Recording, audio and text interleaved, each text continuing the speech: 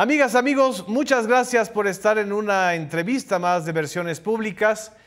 Exactamente hace 3 años se firmó el Tratado de Libre Comercio entre México, Estados Unidos y Canadá en una versión ya aumentada y corregida llamada el TEMEC. Este tratado prácticamente marcó un parteaguas no solo para la economía mexicana y para la economía regional, sino para la economía mundial. Y hoy tenemos el gusto y el privilegio de tener desde China al embajador mexicano, un gran amigo y un excelente y extraordinario negociador, Jesús Seade, quien fue protagonista fundamental de este proceso, sobre todo dentro del equipo negociador del gobierno de transición de Andrés Manuel López Obrador. Y precisamente para que nos aborde la importancia de lo que fueron esas negociaciones, de lo que ha sido este tratado después de 3 años y de lo importante que es desde el punto de vista que él tiene ahora como embajador de México en China, para todo ese bloque económico y regional que es Asia. Así que le doy la bienvenida y le agradezco muchísimo al embajador Jesús Seade. Jesús, muchas gracias por aceptar esta entrevista. Es un gran gusto, Genaro. Me da mucho gusto verte. Está uno aquí en China, al otro lado del mundo, lejos de los amigos, y tú eres una de las caras que siempre me gusta ver y contigo conversar. No, al contrario, al contrario. Y a 3 años, ¿qué reflexión puedes compartirnos de la importancia del tratado y sobre todo de la importancia de tu intervención como representante del gobierno de transición de Andrés Manuel López Obrador en esa negociación, Jesús? Bueno, hay mucho que se puede decir y discutir. Déjame tratar de resumir Sí, lo que estás preguntando. La importancia del tratado, bueno, es enorme. La importancia del Telecán siempre fue enorme. Y con Trump en el poder y en realidad el presidente Biden en muchos sentidos ha seguido políticas similares en cuanto a cautela en materia de comercio, proclividad a tomar medidas, etcétera. Eh, sin, sin el tratado hubiéramos estado en una situación mucho más, o sea, muy precaria, muy exacto. precaria. Es un tratado que era fundamental. La contribución, pues te debo decir con toda humildad, llegué yo a una negociación que no estaba saliendo, no es que me estuvieran esperando. Piénsalo, ¿por qué nos van a esperar? Se suspendió desde marzo del 2018, meses antes de las elecciones, siendo que podían haber terminado y cerrado, ¿no? No fue para esperarme, fue porque en realidad estaban bloqueadas. En 9 meses de negociación con los negociadores iniciales de Canadá y de México, no habían llegado a ningún punto de acuerdo en materias importantes. ¿Qué eran cuáles? Entonces, bueno, en general, por todos lados, las cosas difíciles estaban bloqueadas. Ok, Entonces, yo llegué a la negociación apoyando al equipo que estaba negociando, que fue la instrucción que recibí del presidente electo en ese momento. ¿Te así acuerdas es. tú? Se eligió el Así 1 de julio es. del 2018 y nuestra primera reunión fue una semana después y contábamos con 2 escasos meses para concluir Wow. si es que se quería que, que el tratado lo firmara el gobierno saliente de Peña Nieto. ¿Por qué 2 meses? Porque el gobierno salía el 30 de noviembre y el Congreso de Estados Unidos, para poder autorizar un tratado de esta naturaleza, exige por ley 3 meses de notificación. Entonces, si vas para atrás, a fin de agosto tenía que anunciarse que se concluyó. Exacto. Entonces, tuvimos menos de 2 meses y llegué yo y pues la lista de pendientes era gigantesca, incluyendo, se había logrado mucho, claro, pero mucho de lo relativamente más fácil. Y la lista de lo pendiente era muy importante y nos empezamos a reunir en forma intensa y no hay cambio de una semana a la otra, no hay cambio, no hay avance, no hay avance, hasta que ya a medio camino de ese corto camino, yo di un golpe de estado, por llamarlo así, diciendo, no, no, no, momento, ¿cómo que vamos a mandarle lo que estamos discutiendo a los equipos de abajo para que discutan con sus contrapartes y dentro de una semana nos manden nuevas ideas? Vamos a tratar de aprovechar esta reunión en la que estamos todos los que tienen que decidir para llegar hasta donde podamos, para tomar decisiones. Porque lo que estaba proponiendo el lado mexicano era, Guajardo, en esa reunión en particular, eran, me acuerdo, 19 puntos que había que resolver. Y cuando íbamos como el séptimo, ninguno se había resuelto. 1, 2, 3, 4, 5, 6, 7.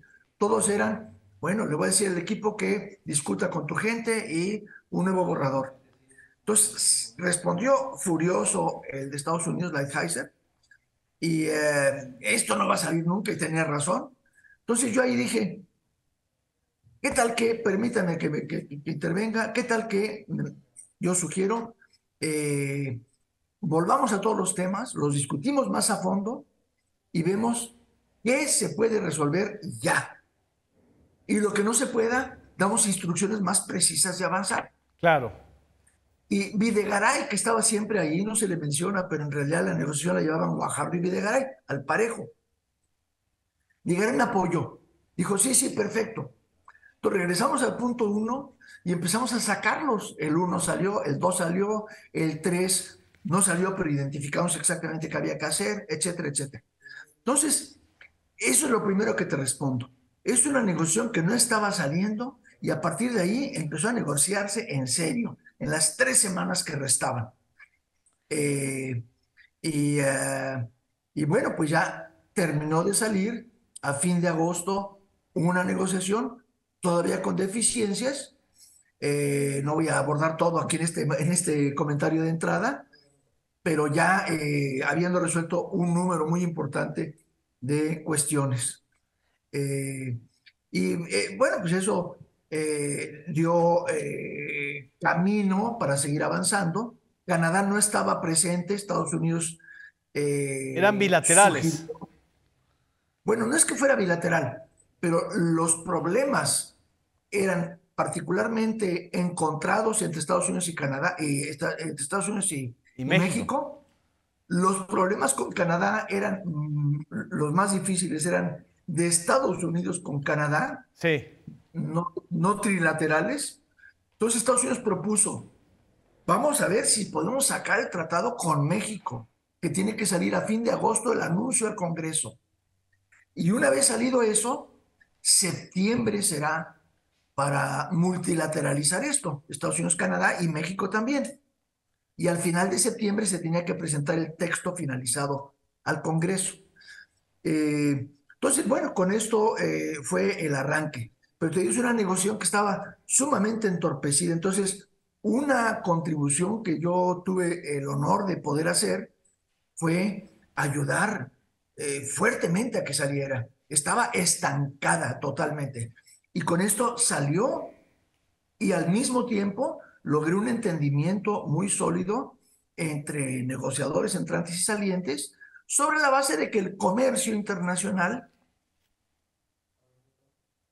debe ser por el interés de México. Ya Exacto. las, ya las políticas de proteger al pobre, que es lo que a mí siempre me hizo favorecer a López Obrador desde el 2000, que yo encontraba que pues, México estaba muy, muy desigual y cada vez más desigual y con políticas de intereses particulares que entorpecían también el crecimiento. México nunca creció mucho Exacto. desde los 90 hasta Peña Nieto, nunca creció 2% y América Latina creciendo más. Entonces yo siempre fui crítico y siempre fui pro López Obrador, porque el centro tiene que ser los pobres, totalmente de acuerdo. El comercio, salvo algunos puntos importantes, no es el instrumento para hacer distinciones. Ese es para favorecer el interés de México, los recursos de México, el progreso de México. Entonces, logré lograr un entendimiento, una dinámica de México uno negociando con mayor fuerza con Estados Unidos y moviéndose porque no nos estábamos moviendo para nada. ¿Qué tanto influyó, embajador, el hecho de que en realidad también habían dos muy buenas relaciones que se estaban construyendo y una que ya estaba construida?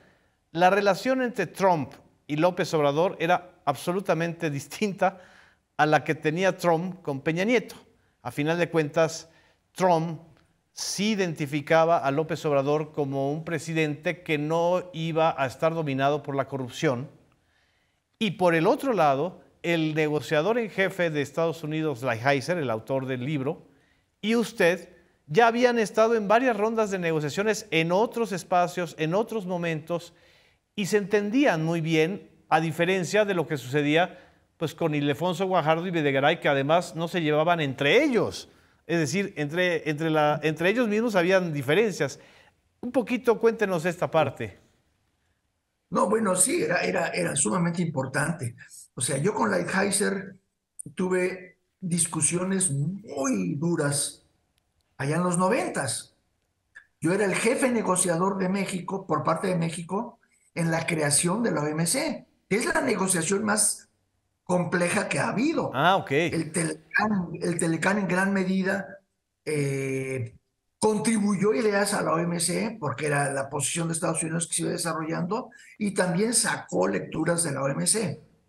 Sí. La negociación de la OMC era durísima, Estados Unidos queriendo sacar a México todo lo que no quería sacar en la bilateral, es mejor en la multilateral porque le sale gratis. Eh, y allí estuve con Lighthizer. Yo era el jefe negociador por parte de México y Lighthizer era el número dos del gobierno de Estados Unidos, o sea, el, el vice negociador comercial. Lo Exacto. que fue ahora en el Telecán que negociamos era el negociador comercial. En aquel entonces era el vice comercial. Entonces ahí tuvimos agarrones, encontrones, había cosas en las que no estábamos de acuerdo, pero se desarrolló mucho respeto. Era muy competente y él me encontró una persona, en fin, bien, con quien hablar. Sucedió coincidentalmente que en esa misma época, poco después, eh, México tuvo el primer panel del atún. Así Estados es. Unidos le embargó el atún. México, un desastre, decimando el sector. Y yo fui el jefe negociador de la resolución del atún. Ahí me consultó el gobierno, ¿hay base para hacer un reclamo? Yo contesté, claro que hay base, pues lánzalo. Lancé el reclamo y pues desgraciadamente nunca recibí, pero nada de material científico, análisis jurídico, apoyo de México. Sí. Todo fue hecho con mi equipo muy reducido allá, mientras que eran reuniones de disputa, de resolución de diferencias contra Estados Unidos que llegaba con 15 gentes del Departamento de Comercio, del Departamento de Negociaciones Comerciales, del Departamento de Finanzas, del Jurídico, de todas partes, ¿no? Muy fuerte. Entre ellos estaba Lighthizer, muy importante. Él era el abogado principal del grupo. Ok. Eh, Ahí fue unos agarrones terribles, donde México no tenía los recursos que ellos tenían de análisis, de información. Mucha información vital que yo conseguí fue llamando a barcos atuneros, a pescadores mexicanos, a propietarios de atuneros. Oiga, don Rogelio, oiga, don Pancho, quiero que me diga la mortalidad de delfín. ¿Es la misma más al norte que más al sur o es diferente? No, jefe, pues es muy diferente. Y así con ese tipo de información, construir la base de una, ¿entiende lo que estoy diciendo? Así es. Estimación, estimación de cómo andaba la mortalidad de delfín de la flota de Estados Unidos comparada a la de México, con mis datos de ese tipo. Entonces Empíricos. los llevé a la mesa de negociaciones y dije, Estados Unidos está matando ligeramente más delfines por tonelada de atún que México, siendo que solo nos pueden embargar según su propia ley si México lo está haciendo mucho peor que ellos, 25% peor. y Estados Unidos se burló diciendo, México, ¿de dónde sacó esa información? Entonces yo les dije, esta es la mejor información disponible, pero ustedes deben tener la información exacta, porque si no, no hubieran podido embargar. Entonces solicito a los panelistas que le pidan a Estados Unidos la información exacta. Y Estados Unidos, pues son muy duros, hacen muchas cosas, pero es un país donde funcionan muy bien los procedimientos legales. Cuando les pidieron la información, no trataron de ocultarla. A los 3 meses la presentaron y era cercana a la que decía México y ganamos el panel. Y Wow. en todo eso desarrollé mucho respeto con Lighthizer. Él me respetaba, yo lo respetaba, había afecto. Ya pasado lo del atún y pasadas las negociaciones, cuando a mí el consenso me eligió segundo a bordo de la OMC, vicedirector general, el puesto más alto que había tenido México jamás en cualquier organismo internacional a la sazón. Tuve un par de veces a Lighthizer visitando en mi oficina y nos hicimos amigos hace 25, 28 años. Pasó el tiempo ya de no verse y cuando lo nombró Trump, que yo no estaba en el gobierno, yo era vicerrector en Hong Kong, cuando lo Exactamente. nombró Trump, yo dije, pues qué buena onda, ¿no? Entonces yo le envié una felicitación, eh, estimado señor Lighthizer, no se acuerde de mí, pero me da mucho gusto. Y años después, bueno, ya un par de años después, no tanto, cuando él se entera que yo fui el designado por el candidato, porque fue el candidato el que me anunció, bueno, mi mayor porrista fue Lighthizer. Qué bien. Se expresó muy bien, recuerdo, ante el sector privado, gente del sector privado en algún tipo de seminario sobre el TEMEC que estaba estancado. En Estados Unidos dijeron que en público Lighthizer se había expresado muy bien del nombramiento. Después el gobierno se lo dijo a Videgaray, que me lo transmitió. Entonces, había muy buena relación. Y cuando llegué yo a la primera reunión de negociación, ya con el equipo, o sea, íbamos Guajardo, Videgaray y yo como cabezas diferentes, y con todo el equipo de Guajardo y algo de equipo Debí llegar ahí. de Videgaray y mío, ¿no? Yo tenía también un número dos. Y íbamos con una persona, Videgaray y yo, y llego a la reunión, una mesa larga, lado de Estados Unidos, lado mexicano. Bueno, pues resulta que el lado mexicano lo invadieron al centro, las dos cabezas, todos sus apoyos al lado, y a mí me dejaron un lugar ya donde daba curva la mesa. Algo, pues, no muy grato, ¿no? Pero dije, bueno, Esquinado, como decíamos. Esquinado. esquina. Y es que me importa, ¿no? Está bien. Entonces voy, me siento allá, y la hija se dijo, no, embajador, ¿cómo se va usted a sentar allá al lado? Véngase aquí junto a mí, lo invito. Entonces me vine junto a él, broma, broma, mucha sonrisa, todos nos reímos. Llegamos a la sesión de esa tarde, me siento ya, me hacen lugar junto a Guajardo Videgaray, me hacen lugar los tres al centro, y la hija se dice, no, embajador, su lugar es acá, es acá, es acá. Y le insiste tanto que, bueno, de broma, vamos para allá, me senté junto a él.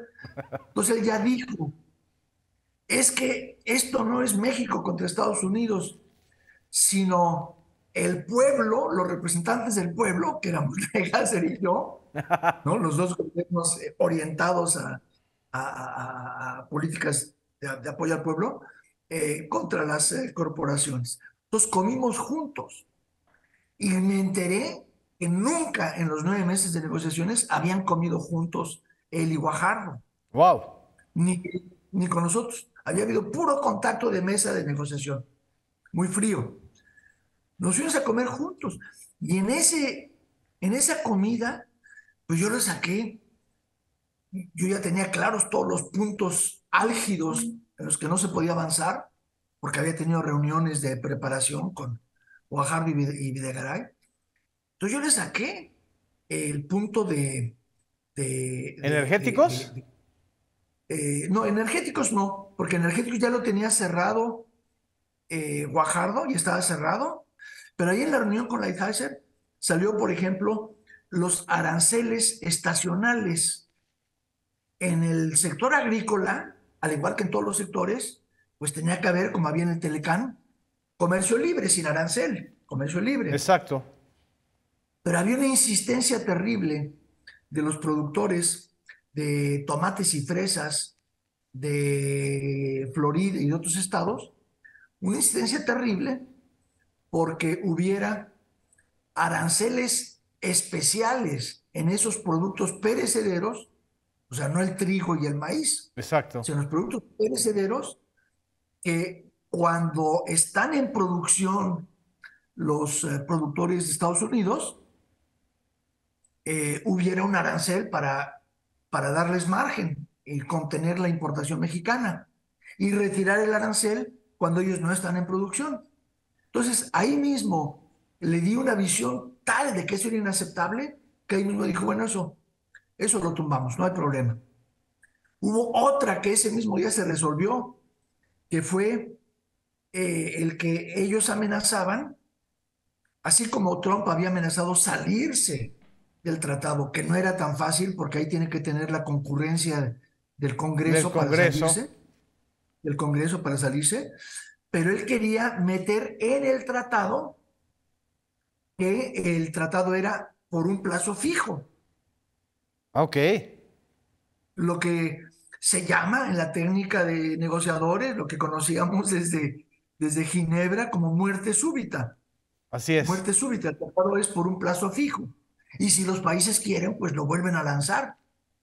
Yo le dije, no, pues eso es mortal. Para el inversionista mexicano, ¿cómo va a ser? Tener un plazo fijo, cualquiera que sea este plazo fijo.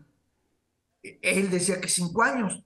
Y a mí en privado ya me había dicho el lado mexicano, Guajardo en particular, que estaban pensando en un plazo más largo, que tenemos que alargar lo más posible ese plazo, no puede ser. Pero yo razoné y hablé con gente en México también, y el plazo fijo era mortal, cualquiera que fuera la duración, ¿no? Entonces, lo que yo hablé con Lighthizer fue ahí, el plazo fijo es en inglés le llaman sudden death, o sea, muerte súbita. Exacto. La muerte súbita es, eh, es inaceptable. Y ahí también estuvo de acuerdo, aunque no se llevó a la mesa de negociación, porque esa la llevaba Guajardo y son cosas que nunca se llevaron. Entonces, se estableció una muy buena química en la que empezamos a resolver problemas. Y todo el tiempo hubo muchas oportunidades. Seguimos teniendo por lo menos un almuerzo por semana, él y yo, privado, y nunca lo tuvo con los otros colegas. Entonces eran oportunidades para avanzar en cosas en corto, incluyendo cosas que él me decía, esto te lo digo a ti, pero yo tengo que seguir insistiendo hasta llegar a la resolución final. Y yo dije, está bien, te respeto, pero vamos a aclarar hasta dónde podemos llegar y dónde no podemos ir. Entonces sí hubo una relación muy positiva con Lighthizer que ayudó mucho al tratado en esa fase y en la fase mucho más difícil, que fue la parte 2 Que es la de cuando ya energéticos. los energéticos, Así es. energéticos. Eso fue también durante el periodo de Guajardo, durante ese periodo. En energéticos, o sea, yo le dije al presidente, a nuestro presidente Andrés Manuel López Obrador, le dije, presidente, quisiera verlo, porque ya nos quedan nada más 2 semanas, 3 semanas de negociación, y ya más o menos se está perfilando todo hacia dónde se va a resolver. Entonces yo le quiero presentar todos los puntos que usted podría considerar delicados para que usted me oriente hacia dónde los quiere. ¿Cuáles de esos están en la categoría de que debo oponerme y cuáles lo dejo pasar? Porque es la instrucción de usted, es negociación de Peña Nieto.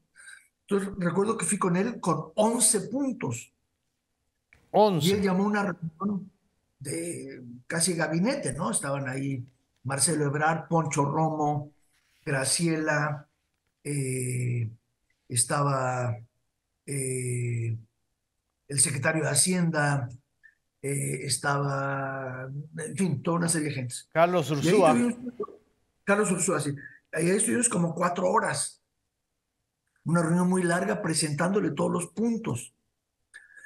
Y todo el tiempo había discusión, preguntas de toda la gente, y el presidente nunca abrió la boca. Era una cosa impresionante su energía mental. Él viéndome así fijamente, concentrado, sin pestañear. Sí. Casi sospechaba yo, ahí puso una foto, pero no, ahí estaba él. concentradísimo. Y cuando termina todo, me dijo, mira Jesús, o sea, yo le presentaba cosas que se han acordado, que son delicadas, Sí. cosas que no se han acordado, pero que ya veo yo hacia dónde están yendo. Y cosas que no se han discutido, porque es increíble, eso está muy atrasado, pero ahí donde pienso yo intervenir mi preferencia, mi visión, ¿no? Sí. Entonces, eran 11. Eh, Termina la reunión y me dice el presidente, mira Jesús, de todas estas 11, hay 10, en 10 de ellas no tengo nada que decirte. Lo que tú consideras quieres empujar, me parece perfecto. Dale, vas para allá. Y las demás cosas, estoy de acuerdo contigo que no son ideales, pero no son tan preocupantes. Solo hay una que no me gusta para nada y era lo de energéticos. Así es. Entonces él me dijo, yo no voy a consagrar en, en este texto, aunque lo firme Peña Nieto, pero me va a tocar a mí Operarlo. ver que se ratifique en el Congreso y operarlo, un tratado en el cual la ley de energéticos, la reforma de Peña Nieto, está reflejada, pero línea por línea. Era una cosa así Sí, impresionante. toda la reforma. O sea, cada cláusula con sus puntos y sus comas. Sí. Eran 35 páginas de esto. Entonces él me dijo, vota todo eso. Yo no voy a echar para atrás la reforma. Estamos respetando lo que se ha comprometido, respetando las inversiones que se han hecho, pero yo quiero un marco legal que no sea tan rígido, respetando, pero que nos dé un margen para seguir con nuestra política y nuestra visión. Entonces esto era muy difícil de cuadrar, porque para Estados Unidos la negociación de energéticos era uno de los dos pilares de su interés. Claro. El otro era el tema laboral. El tema laboral y el tema energéticos son los que ellos querían. Laboral se había quedado fuera en el Telecán y energéticos se había quedado fuera del Telecán. Laboral con un acuerdo paralelo que no era parte del Telecán y energéticos excluido expresamente. Entonces, me tocó regresar con Lighthizer por teléfono. Estaba yo en México, muy cerca al presidente, toda una semana, muy bien apoyado por Marcelo Ebrard y por Poncho Romo. Fue una semana que estuvimos los tres casi todo el día reuniéndonos con el presidente varias veces al día y con distintas personalidades, ¿no? El sector energético, el comercio, de todos lados, en el gobierno. Y yo propuse, para Estados Unidos, te decía, es uno de sus dos pilares más Así importantes. es. Estaba negociado hasta la última coma estaba negociado, no por Lighthizer, sino Lighthizer lo había negociado con 10 ministerios del gobierno de Estados Unidos. O Sí. sea, era algo que era muy complicado y con el sector privado y con todo el mundo. Entonces me decía, si quieres cambiar una coma, vamos a tener que pasar 18 meses más para que yo pueda vender la idea. No me vengas con cosas. Era una cerrazón total inicialmente. Y yo insistiéndole, preparé un texto que más o menos captaba mucho de lo que se decía, pero en forma menos categórica, menos puntualizada, que te diera un poco de margen de interpretación. Y Lighthizer en absoluto. Entonces, se me ocurrió una cláusula que yo le llamé desde entonces cláusula de equidad, que fue la que dio con la resolución. Es una cláusula que aparece por ahí al final del tratado, 8 renglones, en lenguaje de diplomacia, dice, si una de las partes, bla, bla, pero en concreto lo que significaba era, en el sector energético, México le dará a Estados Unidos un trato no inferior al que le da a Canadá en el TPP. Sí.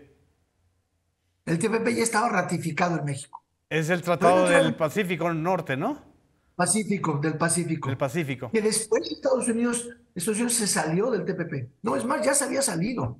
Así es. Pero el lenguaje que usamos fue que México le da a Canadá en el marco de cualquier otro tratado, ni siquiera decía que México le da a Canadá, que una parte le dé a otra parte, en el marco de cualquier otro tratado que haya ratificado, de que sea parte y que haya ratificado. Bueno, el TPP México era parte, igual que Canadá, y México ya lo había ratificado, aunque no había entrado en vigor, faltaban más países que lo ratificaron.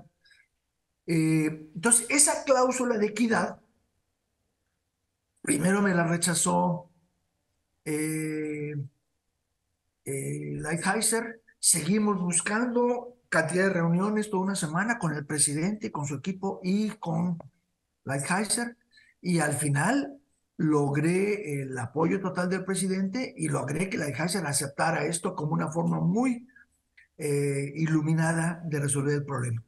Lo que logra esto es que nos está diciendo que en su conjunto tendremos políticas en el sector que le dan una apertura, un acceso y trato eh, no inferior al de Canadá, pero no va punto por punto remachando cada punto. Claro. Entonces, cada punto ya es más sujeto de política, de decisión, de juicio y de discusión en un posible consultas bilaterales o panel llegado el momento. Da más margen de juicio, perdóname, de juicio y Y de de interpretación. interpretación.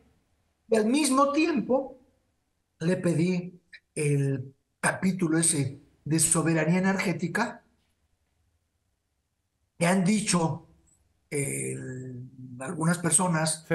que no significa nada, que no significa nada, porque México está sujeto, es el capítulo en el que Estados Unidos reconoce A la que México Constitución. es soberano. Bueno, es algo que nunca reconoció, ¿verdad? Desde el 38, o sea, es algo que por primera vez se pone en la boca de Estados Unidos que México es soberano en su sector energético. ¿Y qué importancia tiene? Ha habido gente que lo denuncia diciendo eso es cosmético porque México está sujeto a, y cito, todas todos los compromisos horizontales del tratado. Lo dicen así con gran énfasis, los compromisos horizontales del tratado. Pues no, señor, si hay algo que es lenguaje especial, hay que tomarlo en cuenta a la luz de los compromisos horizontales. Exacto. Y esto lo que nos da es que en cualquier ambigüedad, cualquier asunto que no esté claramente estipulado en el tratado, que no haya especificidad, México es soberano. Entonces, entre eso y la cláusula de equidad que toma los compromisos en forma resumida, entre uno y otro, nos da más margen de políticas dentro de un marco de cooperación, sin duda, pero nos da más margen que es algo que México no podía vivir sin eso. Qué impresionante. Vamos a un corte, embajador, para que tomemos Sí. agua y regresamos en el último y segundo bloque, que esta explicación nos la llevamos de corrida para justamente poder terminarla. ¿Sí? Ahorita Con mucho regresamos. gusto. ¿Sí?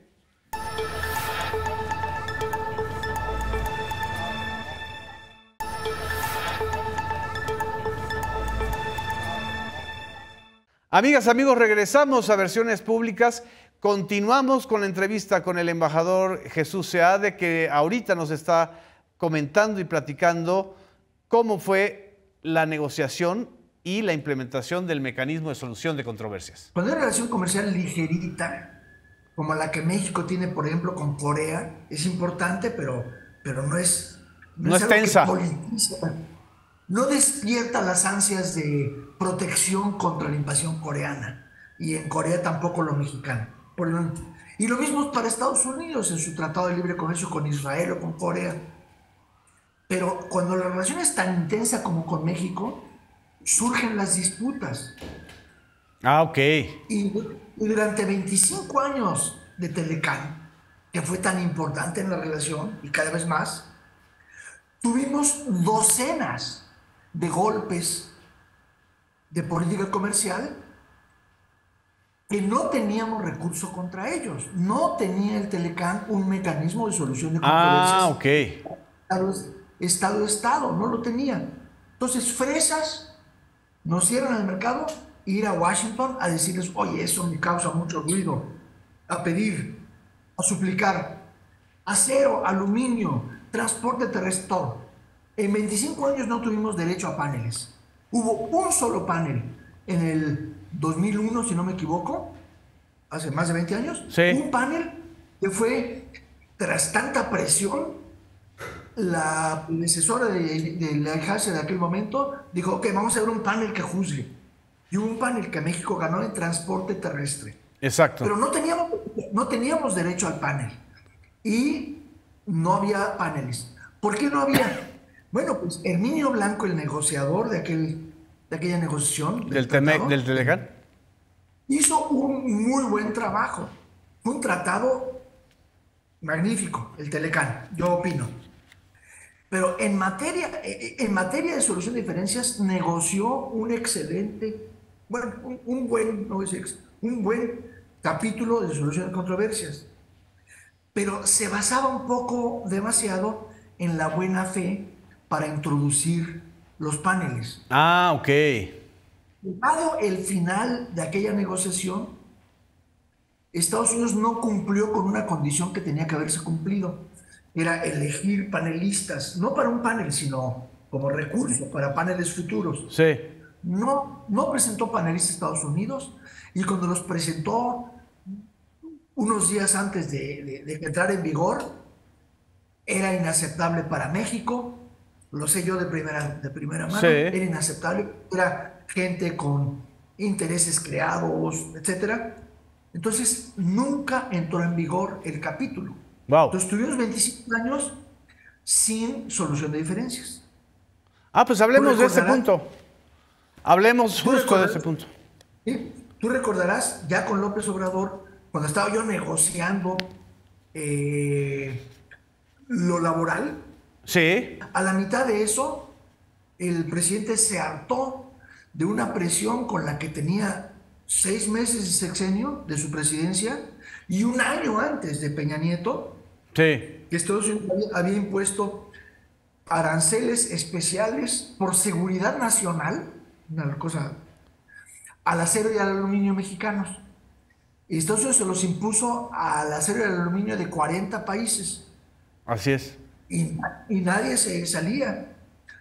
Hubo 2 países que se lograron salir aceptando limitar sus exportaciones, cuotas se llaman. Sí. Y México no quería cuotas. Entonces estaba sin resolver y estaba nuestra industria perdiendo mercado mes por mes, cada vez menos. Perdiendo mercado en México y en Estados Unidos. Entonces López Obrador, el presidente, me dijo, Jesús, mejor tú encárgate de todo lo que es cosas comerciales con Estados Unidos. Tú te encargas de esto. En mayo del 2019 me lo dijo. Wow. En una semana yo ya tenía la resolución en sus grandes trazos, acordada con Lighthizer. La discutí con todo el mundo en México. Recibí el apoyo de Marcelo Ebrard, el apoyo total. Siempre me apoyó mucho. Sí. Y siempre se lo agradezco. Desde lo anterior y después. Pero el apoyo de otros y de los productores. Dijeron, ese acuerdo está perfecto, porque no tomaba ningún compromiso para México, más que cumplir con las reglas generales. Y en 2 semanas ya estaba acordado el tema por escrito. Y en una tercera semana yo dije, se lo vamos a extender a Canadá, aunque no es un tema trilateral. Aceptó la Lighthizer y me fui yo a Canadá y lo extendimos. Entonces se resolvió el problema. Y son los únicos 2 países de los 40 para los cuales el tema se ha resuelto. Wow. Sí. Wow. Otros han sido aceptando cuotas y cosas. Bueno. 25 años sin solución de diferencias. Cuando yo me incorporé a la negociación que estaba llevando Guajardo y Videgaray y discutimos los temas pendientes, pues entre las prioridades estaba el de la muerte súbita, que ya te mencioné. Así es. Estaba el de los aranceles estacionales, que ya te mencioné. Pero la prioridad número 1, hasta arriba, Era solución de controversias. Solución de controversias. después de 25 años de estar recibiendo golpes sin mecanismo para defendernos. Ah, pues vamos a Y yo estuve, mencionarlo. y ¿Te yo estuve parece? totalmente, sí, y yo estuve totalmente de acuerdo en que esa era la prioridad número uno.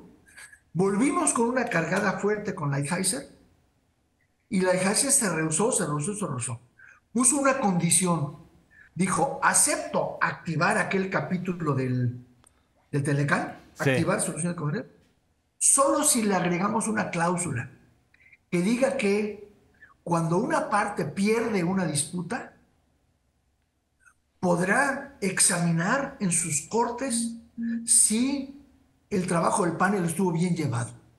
Y si en su juicio propio unilateral no estuvo bien llevado, podrá vetar la resolución del panel. Entonces le dijimos, sí, chucha, ¿cómo va a ser? ¿No? ¿Cómo va a ser? Hay un panel, me quejo de algo que hiciste. Es claro. Un panel, pierdes y vetas el resultado. Entonces no lo aceptamos, no lo aceptó Guajardo, no lo acepté yo. Entonces nos quedamos sin solución de controversias. Sigue pasando el tiempo. Firma Peña Nieto sobre esa base, el 30 de noviembre del 18.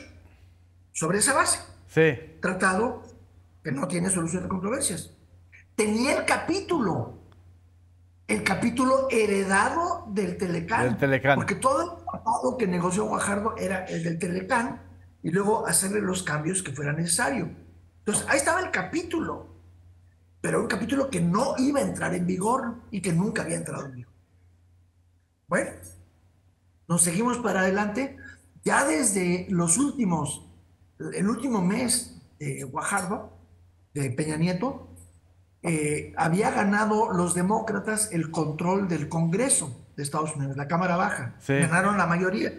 Y dijeron, no vamos a ratificar este tratado, es terrible, porque no tiene mecanismos para forzar a México en materia laboral, que era para ellos la prioridad. Entonces empezaron a meter los inspectores. Y yo les decía, inspectores, no. Y ellos decían, inspectores, sí. Yo no estaba negociando con los demócratas, eran ellos hablando en público, en megáfono, con Lighthizer. Exacto. Sí, que estaba en ese momento. Sí, yo no lo El tengo en que la está en ese memoria. momento, y su segundo del Consejo Mexicano de Negocios para Asuntos Internacionales, que era Juan Gallardo.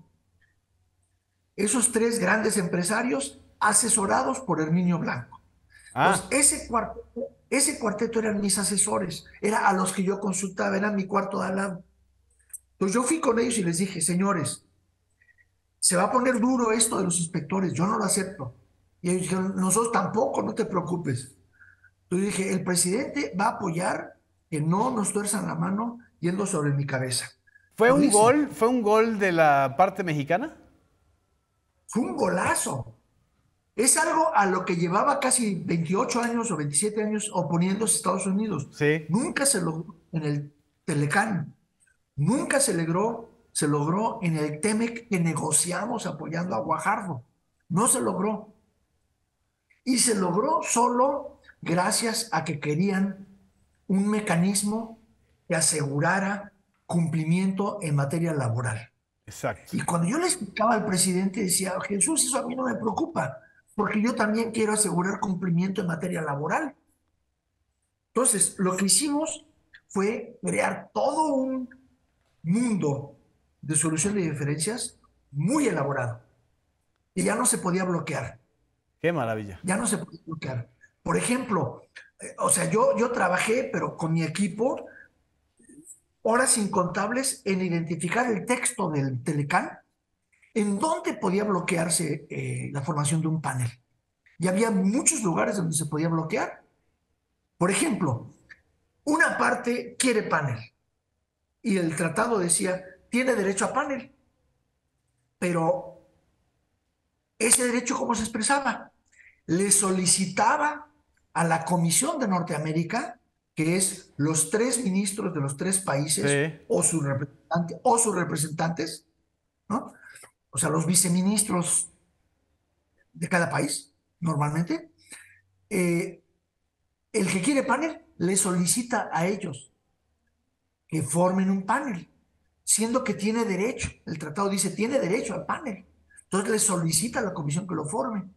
¿Y qué pasa si la comisión no lo hace? ¿Qué pasa si el representante de un Sí. país dice, yo no firmo, ¿no? Entonces, gracias. Entonces, cambiamos el texto. Y el texto dice, el que quiere panel notificará a la comisión de personal, a la comisión de De Norteamérica Norteamérica. que se forma un panel. Otra, es un mecanismo muy elaborado de que cada país acuerda antes de la entrada en vigor 30 panelistas y se intercambian aceptaciones, ¿no? Tienen que estar consensuados. Así Ok, es. ahí es donde se bloqueó originalmente porque no hubo la lista de Estados Unidos. Entonces dijimos, esa lista tendrá que presentarse antes de la entrada en vigor. Si no, no entra en vigor. Así es. No hay tratado, ¿no? Pusimos eso. Pero ya después, cuando vas a hacer un panel, si mañana quieres un panel sobre reglas de origen, que lo ganamos, este, México escoge 2 panelistas de la lista de Estados Unidos, que México ya aprobó originalmente. México escoge a 2 de Estados Unidos. Estados Unidos escoge a 2 de México. Pero el presidente se elige de común acuerdo. Así Ah, ok. decía en el texto. ¿Y qué pasa si no se ponen de acuerdo? ¿Cuál es la El solución? Telecán nada más decía, se eligen de común acuerdo. Eso es copiado de la OMC. En la OMC eso pusimos. Pero en la OMC, si no se ponen de acuerdo, después de 30 días, decide el director general de la OMC. Ok. Aquí en el tratado, pues ¿No hay no director hay un general? director, no hay nadie. ¿Sabes cómo lo resolvimos? ¿Cómo? Si no se ponen de acuerdo después de 5 días, se decidirá en sorteo. Ah, Echando un volado. ¿Qué país elige? Se dice en sorteo, ¿qué país elige al presidente? Imagínate tú que pierda Estados Unidos o México un panel bilateral importantísimo de automotriz o lo que sea, exacto. y que el ministro le dice, ¿cómo perdiste esto? ¿Qué pasó? No, pues es que el presidente era muy sesgado, muy pro México. Ay, ¿quién eligió al presidente? No, pues fue en un volado, perdí el volado. Eso de hacerlo al azar, en un sorteo, asegura que nadie quiera tomarse ese riesgo y que Claro. mejor negocian a elegir a alguien aceptable para los dos, Es decir, que no tienen es un incentivo para ponerse de acuerdo ponerse de acuerdo en el presidente en del el panel, presidente del el panel. cual puede ser alemán o japonés, puede ser lo que sea, no tiene que ser de la región. Genial. Ya se nos fue el ¿Y qué tiempo, pasa embajador. si no, y qué pasa si no entra al sorteo uno de ellos? Déjese decir rápido. El país demandante elige si el otro no se presenta al sorteo. Bueno, nada más deja de decirte muy rápido, si me permites. Sí, Tú claro. decías de China, de China. ¿Qué opina China de todo esto? Así es. Bueno, pues para los inversionistas chinos, desde hace 10 años es evidente que tienen que invertir más afuera. No es suficiente para ellos exportar y exportar y exportar. Necesitan exportar inversión, como lo han hecho Toyota y Volkswagen y cualquiera de otros países. Los chinos han invertido menos. Pues ya ha estado en marcha los últimos 5 años un aumento total de la inversión. Esto con el acicate del conflicto con Estados Unidos y el nearshoring que hablan y todo eso, y con el acicate del COVID que Sí. entorpeció mucho el comercio, tiene muy interesada a China en invertir fuera. Y Y el TEMEC es un instrumento valiosísimo para decirles, tú inviertes en México y tienes un nivel de protección que no hubieras tenido en México hace 5 años, así pero que ahora es. sí tienes. Ningún, quizás dejo esto como un último o penúltimo comentario, depende de ti, mi querido Genaro. Sí. Ningún tratado comercial del mundo, de Estados Unidos con otros o de México con otros, de cualquiera, tiene un mecanismo de solución de diferencias basado en ley y equitativo fuerte como el que nosotros tenemos con Estados Unidos. Es una Es llave para una, los chinos. es una llave para los chinos, o sea, les da seguridad en su inversión.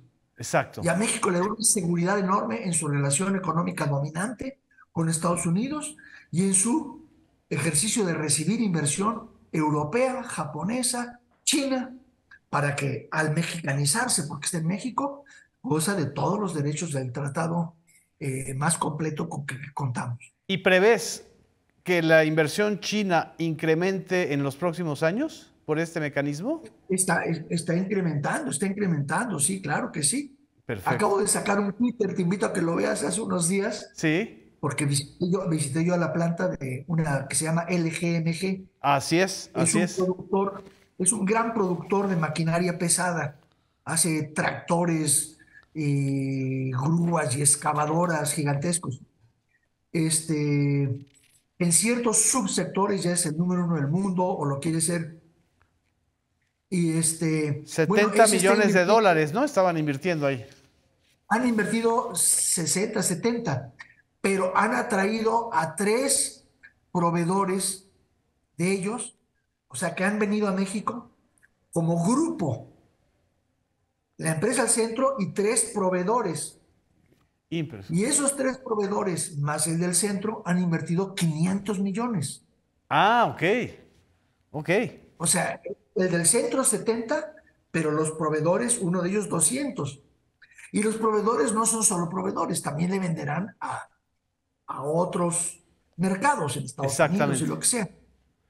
Y ahora que los visité yo en una provincia eminentemente cervecera de China, que se llama Shandong, había otros tres productores en reuniones con nosotros, y ya uno de ellos ya decidió, va a ir a México, no lo ha iniciado, y los otros dos seguramente también. Entonces es un grupo de 7 empresas y es una forma que hemos encontrado de hacerle más atractiva la inversión a los inversionistas chinos, porque al ir en grupo se aumentan la eficiencia el uno al otro. Exacto. En lugar de ir yo solo a buscar mercado, pues la empresa principal a la que yo le vendo va a estar a mi lado, o mi proveedor va a estar a mi lado, Es como una inversión en red.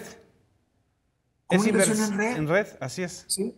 ¿Sí? Entonces se les hace mucho más fácil, se les hace más fácil desarrollar iniciativas conjuntas. Por ejemplo, están desarrollando un campo fotovoltaico para producir su propia electricidad que necesitan, este, que no pagaría una sola empresa, es algo que lo están haciendo como un consorcio, algo así. Lo están pensando, tienen que trabajarlo bien con México. Pero hay muchas ventajas en ir en grupo. Y así han ido y así estamos trabajando con otros. En general, China ve con muy buenos ojos la inversión en México y con mejores ojos la inversión con con el TEMEC Es en su lugar, porque les da mucha seguridad como exactamente. inversionistas. Muchísimas gracias, embajador. Gracias por su tiempo y gracias por su mañana, porque ahí está siendo muy de mañana, ¿no? Era muy de mañana, ahorita ya no tanto, y ya me toca desayunar, estoy con hambre. Pues vaya por unos tamales de chipilín, como dice el presidente, O tacos de chapulín, o tacos de chapulín.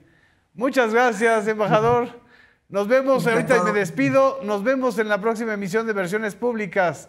Hasta la próxima. Será un gran gusto, hasta la próxima.